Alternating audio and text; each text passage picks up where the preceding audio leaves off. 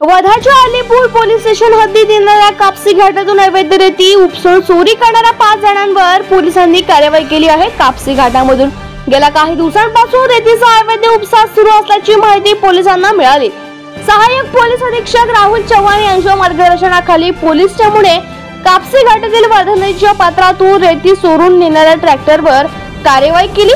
तब्बल 18,10,000 रुपयांचा मुद्देमाल जप्त करण्यात आला आहे।